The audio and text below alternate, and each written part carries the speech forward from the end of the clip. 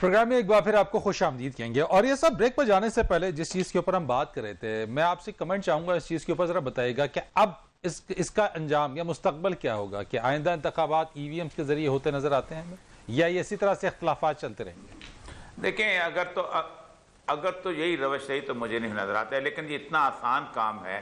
آپ نے 16 کروڑ جو ہیں آپ کے ووٹر جو ہیں وہ کم ہیں, ٹھیک ہے, 8-9 کروڑ کو بنتے ہیں. 16 کروڑ جو ہیں آپ نے موبائل ٹیلی فون اس انگوٹھے سے آپ نے پورے پاکستان میں آپ نے کر لیا. کبھی کوئی جھگڑا ہوا؟ کیونکہ پیچھے دماغ میں بے ایمانی نہیں گھسی ہوئی تھی, اس لیے آپ نے کر لیے. آپ اپنے سارے کے سارے اے ٹی ایم اس سے کرتے ہیں, ہر چیز اس سے کرتے ہیں, اسی تھمب امپریشن سے پتہ نہیں کیا کیا کام لیتے ہیں. لیکن مسئلہ یہ ہے بے ایمانی کی اس میں خواہش اس لیے گھسی ہوئی ہے کہ یہ سارا کا سارا اگر الیکشن کمیشن کے سپرد کر دیا جائے اور ایک بہت بڑا پیرا فرنیڈا ان کا بنا دیا جائے, اور الیکشن کمیشن نہ نادرا کا محتاج ہو, الیکشن کمیشن نہ سائنس منسٹری کا محتاج ہو, تو پھر تو یہ بہت ٹھیک بات ہے. لیکن یہ بہت آسانی سے ہو سکتا ہے.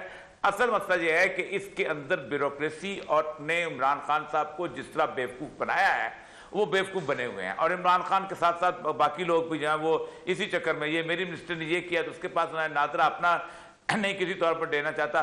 اس سے ہوگا یہ کہ وہی بات میں پہلے کر رہا تھا کہ جیسے ڈی سیوں کی مداخلت سے آج تک یا ایس پیوں کی مداخلت سے آج تک تمام انتخابات جعلی ہوتے رہے ہیں اور ان میں خرابی ہوتی رہی ہے, ویسے ہی اگر یہ الیکشن کمیشن کو مکمل اختیار نہ دیا گیا تو یہ تباہ برباد ہو جائے.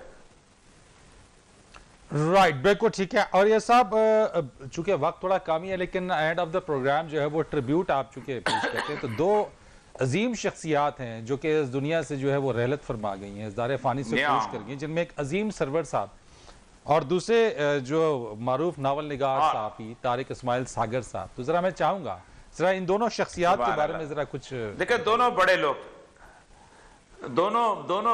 تھے. عظیم سرور صاحب بنیادی طور پہ ریڈیو کے آدمی تھے, اور لیکن کالم بہت خوبصورت لکھتے تھے, اور خاص طور پہ کالم ایک روحانی سطح پہ لکھتے تھے. حیران کن بات ہے کہ میں ان کا بڑا مداح تھا, اور مجھے کبھی پاکستان سے ملاقات نہیں ہو سکی. میری ملاقات ان کی مانچسٹر میں ہوئی جب میں پہلی دفعہ انگلینڈ گیا, اور وہاں وہ جس طریقے سے ان کے ساتھ ایک روحانی کیفیت ساتھ تعلق بنا.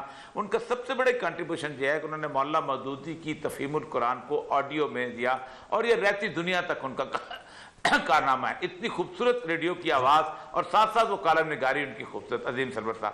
دوسرے طارق اسماعیل ساگر وہ تھے, آپ دیکھیں ہمارے کہاں کوئی نہ اوبچریز چل رہی ہیں, نہ کچھ اور چل رہی ہیں, کوئی گانے والی ہوتی, کوئی اور ہوتا تو شاید ہم پتہ نہیں کیا بات کرتے, جس کے اندر پاکستان سے محبت کوٹ کوٹ کے بھری ہوئی تھی.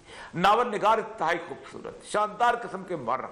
آپ اندازہ کریں کہ میں نے ان کی آخری جو کتاب پڑھی تھی وہ کتاب یہ تھی جو انہوں نے 28 انڈیا کے اندر مختلف قسم کی جو موومنٹس چل رہی ہیں علیحدگی کی, کیونکہ ہم تو یہی سمجھتے ہیں کہ صرف کشمیر کی موومنٹ ہے, اور اتنی تحقیق سے وہ لکھتے تھے اور اتنا شاندار طریقے سے. مجھے بڑی دکھ ہوتا ہے کہ ان کے جنازے میں بہت چند لوگ تھے. میں تو بیماری کی وجہ سے نہیں جا سکا ان کی وہاں پر, لیکن کوئی وہ لوگ پاکستان جس کے لیے وہ ساری زندگی روتا رہا, ساری زندگی لکھتا رہا, کوئی شخص نہ بڑوں میں سے گیا نہ ان صحافیوں میں سے کوئی گیا.